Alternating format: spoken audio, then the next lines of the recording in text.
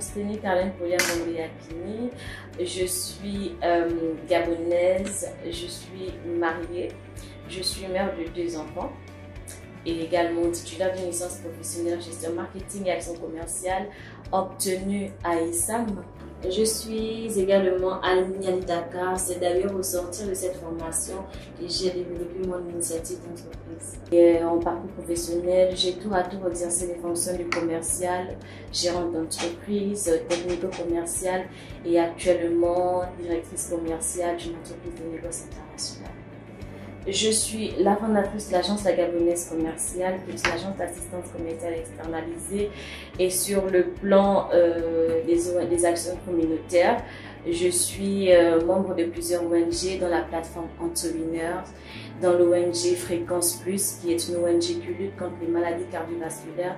Et également, je suis l'initiative de l'ONG L'apport nécessaire, qui est une ONG qui accompagne les jeunes filles mères en situation précaire en suite de couche. La Gabonaise Commerciale est une activité d'une jeune étudiante de première année. Alors, pendant l'exposé, notre professeur de marketing fondamental 1 nous a demandé de travailler sur un projet qu'on aimerait réaliser par la suite. Et moi, j'ai initié ce projet d'assistance commerciale. Et donc, le projet a réellement vu le jour en décembre 2020. Nous avons formalisé, nous avons mis la Gabonaise sur pied et nous offrons comme principale activité donc l'assistance commerciale, la prospection, la vente de produits des entreprises, le conseil et gestion clientèle, le management, gestion de la force de vente et aussi la fourniture aux entreprises. Donc quel que soit le besoin de l'entreprise peut nous contacter et nous allons fournir son besoin. Notre service populaire, c'est la vente des produits et services des entreprises. Et notre cible principale, ce sont les PME, toutes ces structures-là où les responsables n'ont pas forcément la capacité ou le temps de promouvoir leurs produits et services. Nous leur proposons une offre parfaitement adaptée à leurs besoins pour leur permettre donc de se focaliser sur leur cœur de métier pendant que nous nous mettons sur le terrain pour prospecter et vendre pour eux. Et bien évidemment, à part les PME, nous nous concentrons sur toutes les entreprises qui ont envie d'augmenter leur chiffre d'affaires, d'accroître leur portfolio. À part les produits précités, nous avons d'autres produits et services que nous proposons, notamment DHL qui concerne le transport des produits, le Zoom Hebdo pour l'émission des annonces, la vente des unités d'âne, tout ce qui est billetterie, réservation d'hôtel et autres.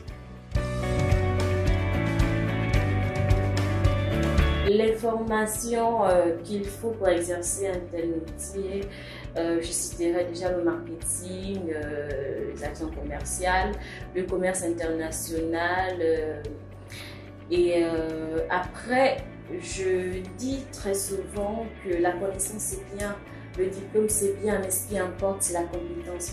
On a ces personnes-là qui ont appris sur le tas, qui sont beaucoup plus expérimentés, beaucoup plus passionnés que ceux qui ont même les diplômes.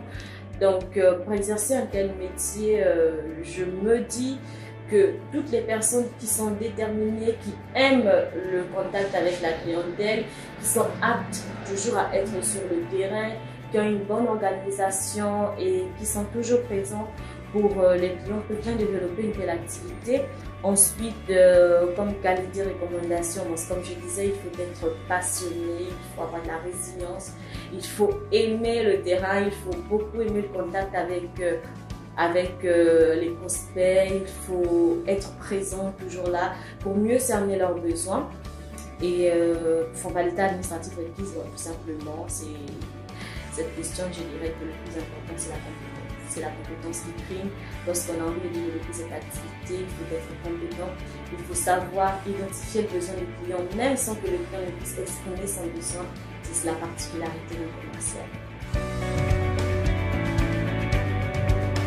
Les perspectives à moyen terme, j'aimerais donc développer des services qui vont permettre d'accompagner ces entrepreneurs qui viennent vers moi, tous ces entrepreneurs en herbe qui ont envie de positionner leurs produits. Donc, j'aimerais développer un réseau de distribution de produits des entrepreneurs en partenariat avec les supermarchés.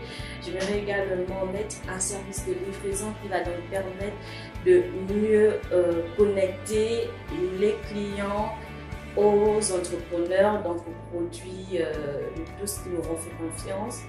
Et j'aimerais conquérir la majorité du territoire national dans un premier temps, notamment Franceville, Mwanda et tous les chefs-lieux de province.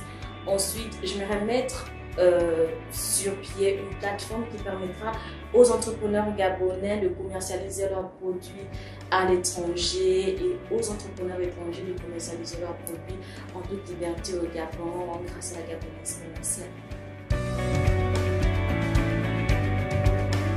Pour moi, la femme 2.0, c'est une femme qui a décidé de se lever, de se battre, de relever le défi.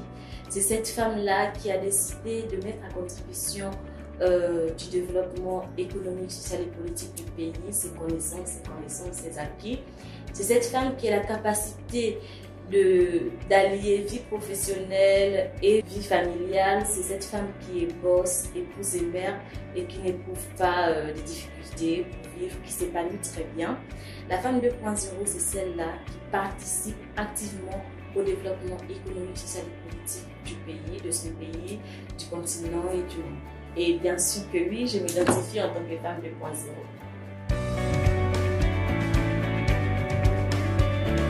Ce qui me motive au quotidien, ce sont les conseils de mon grand-père. C'est l'homme qui a le plus cru en moi depuis que j'étais toute petite. Il n'hésitait surtout pas de me rappeler que j'étais une distinction, que je ferais des bonnes choses quand je serais grande.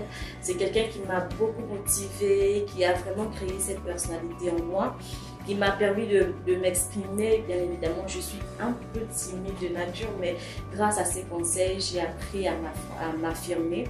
Et également, la deuxième source de motivation, ce sont mes enfants. Donc, quand je regarde mes enfants, mon premier fils qui m'appelle sa boss lady, je me dis qu'une boss lady ne baisse pas le bras, mais lorsque c'est difficile, une boss lady, elle se lève toujours, elle se bat et elle va de l'avant, même quand ça ne va pas. Et moi, j'ai appris avec le temps que lorsqu'on décide de faire quelque chose, on a l'obligation de bien faire, sinon on ne le fait pas. Donc, c'est ce qui tourne tout le temps dans ma tête lorsque je vais rencontrer un client, lorsque j'ai des personnes qui me contactent, lorsque j'ai des services qu'il faut mettre à disposition des clients. Je me souviens de cette phrase, il faut bien faire, sinon il ne faut pas le faire. Donc voilà ce qui me motive à chaque fois. Et bien évidemment, il ne faut pas oublier le Seigneur Jésus-Christ, qui est la meilleure source de motivation de tout le monde. Donc moi, c'est le summum des sources de motivation.